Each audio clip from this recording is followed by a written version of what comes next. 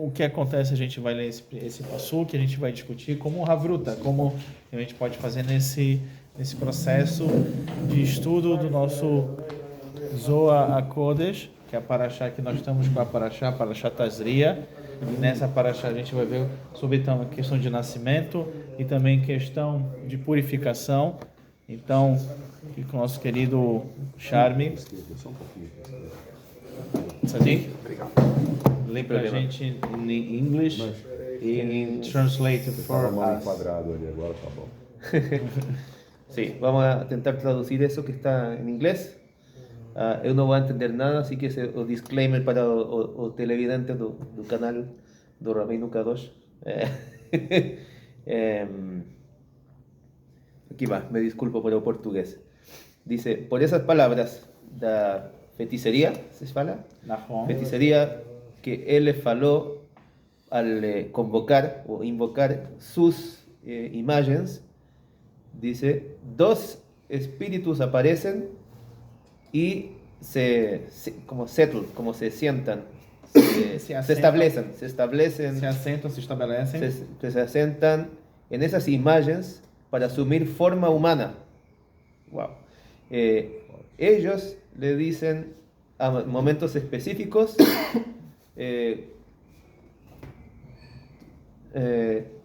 dice, ellos les falan en momentos específicos cosas,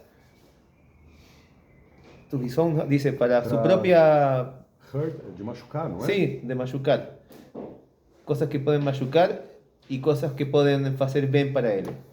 Y estos dos espíritus que no fueron incorporados en un cuerpo, que no tienen cuerpo, dado que... aquí es donde trae una...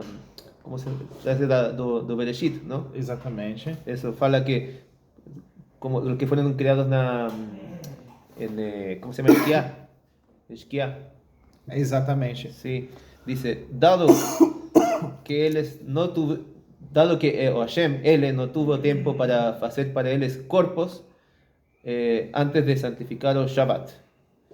Entonces, ahora están incorporados en esas imágenes que el hombre dio para ellos. Ellos se establecen en ellas, imágenes, no sé, y falan para el hombre cosas para su propio daño. Uno de esos dice, such a one left his master's domain and gave his deposit. Quando desses sai do domínio do seu mestre, que ele perde o controle. O mestre perde o controle da criação. Exacto, eso es lo que fala, que ese tipo de persona salió do dominio do Hashem, do maestro, está falando do Hashem, imagino.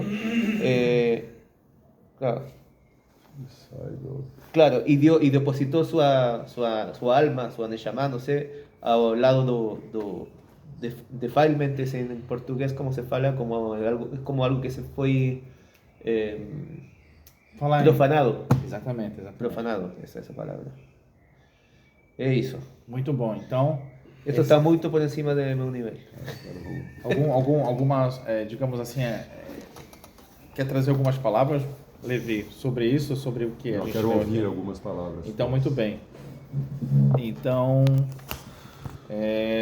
você leu aqui, né? Então, a gente tem a relação e a proibição de, por exemplo, na Avodazará, de ter estátuas, né? E a gente agora entende o porquê dentro da Kabbalah. Dentro da Lahá, a gente vê que a gente não pode ter nenhum tipo de estátuas, nenhum tipo de contexto por causa disso. Então, por causa que nessas estátuas possa ser que se assente também espíritos nesse sentido. Então, para a gente é proibido ter estátuas dentro desse sentido. E dentro desse aspecto, existe também um outro dado interessante em relação a Kabbalah sobre a Shekiah, o Ben Hashmashot. Então, existe uma discussão se o Ben Hashmashot é dia ou noite. Então, que é o chamado também crepúsculo, né? Que é quando se junta essas duas forças. Então, também existe uma discussão. E como traz aqui pela Kabbalah, que algumas almas foram criadas e a gente não sabe em relação com essas almas e qual a centelha disso, a gente também tem que tomar muito cuidado nesses horários. E a gente tem que procurar estar fazendo coisas positivas. Claro, aquela pessoa que está trabalhando, que está com a família, e também que está consciente, ou está no Beit Knesset, ou está cuidando do corpo. O importante é que a gente também tenha consciência do que a gente está fazendo, a gente não esteja à toa. O que é estar à toa? É a gente não estar sendo o diretor do nosso script, não sendo o roteirista do nosso filme. Por exemplo, a gente a gente tem que ter ideia do que a gente está fazendo e por que a gente está fazendo. Eu estou indo na sinagoga, eu quero me aperfeiçoar, eu quero estar em contato com o Boreolam, estou indo fazer academia porque eu quero cuidar do meu corpo, eu estou agora me alimentando. A gente tem que estar consciente do que está fazendo, não fazer as coisas de forma mecânica. Porque se a gente está fazendo de forma mecânica, também existe um remes, uma relação que é como a gente fosse estátuas e que pode se assentar qualquer tipo de espírito nesse sentido. Ou a gente receber uma influência externa do meio, ou uma outra tipo de influência também que vem desse aspecto. Um outro dado também, falando sobre o Sefer Yetzirah, a gente sabe que existe a tecnologia do golem, a criação do golem. Então ele vem através do barro, né? Só que a alma, somente o Boreolam pode trazer a alma, e da mesma forma a gente tem que entender que para que você tenha o Ruach, que tenha essa alma, somente o Criador. A gente pode ter a maior tecnologia do mundo e exatamente que a gente desenvolva, cada vez fique melhor, isso é importante, mas a gente tem que entender que a essência, a alma, é só Hashem. E um outro dado também discutido no Sanhedrin, uma série de Sanhedrin, Talmud Bavli, uma coisa interessantíssima. Existe um momento que os nossos Tanaim, na Gemara, eles discutem se eles precisam ou não precisam fazer sheritá de um carneiro que foi feito com a tecnologia do Sefer Yetzirah. É como se fosse um golem. E na opinião de vocês, precisa ou não precisa de sheritá? Escute que não precisa. Acredito nele. E vocês dois acertaram. Porque só precisa de sheritá se tiver alma. Claro, a gente tem que entender que tem que ser um animal caché. Você está me dizendo então que esse animal não sofre. Porque todo o princípio da Shita é esse. E ele foi então, criado... esse animal, pelo fato de não ter alma, ele não vai sofrer. E ele não tem nem alma. Não tem alma, ele não vai sofrer, não tem Exatamente. sentimento. Na verdade, ele é um servidor sem alma.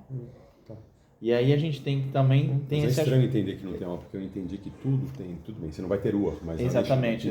essa mesa tem todo o objetivo que a criação tem. É a inteligência artificial, então. Exatamente. Então, por nada. exemplo, tem alma, aquilo Parece, mas não é. a essência de Hashem, Tselem Elokit, como tem no Nefesh Hahai, tem alma. Mas, por exemplo, o Golem, a pergunta para vocês, o Golem tem alma? Eu li que sim. Ele recebe? Eu não sei como ele ganha vida. Eu li que sim. Ele tem uma força, mas ele não tem alma. Não tem alma. Não tem alma. Não tem alma. Eu li no livro que o Maharal de Praga trouxe tem uma alma de uma pessoa que não uma pessoa, é um ser, acho que era. Então, aí a gente já tem um outro aspecto, não chega bem um Golem, ele fez um assentamento de uma Neshama. Mas no Golem tradicional, né, até do próprio Maharal de Praga, antes desse desenrolar do Golem, porque o Maharal de Praga ele fez muitas coisas. Então ele fez ele na verdade ele não deu a alma. Não. Ele curou, né? Ele viu uma alma e ele pegou e assentou essa alma no Golem, que é uma outra questão. Isso para os cabalistas que têm essa tradição da Kabbalah prática fazem. Então isso é uma possibilidade que ele deu para um espírito poder fazer um tikkun através de ser um espírito servidor. Por isso também que a gente tem que ter ideia que a gente tem que estar consciente, e para que a gente não possa receber influências externas que possam muitas das vezes não ser puramente de Kedushá, e para que a gente possa ter essas influências externas, a gente tem que manter a nossa fé e saber que a gente tem um propósito. Zak Baruch. Zak Baruch. Forte, né? Forte. Muito.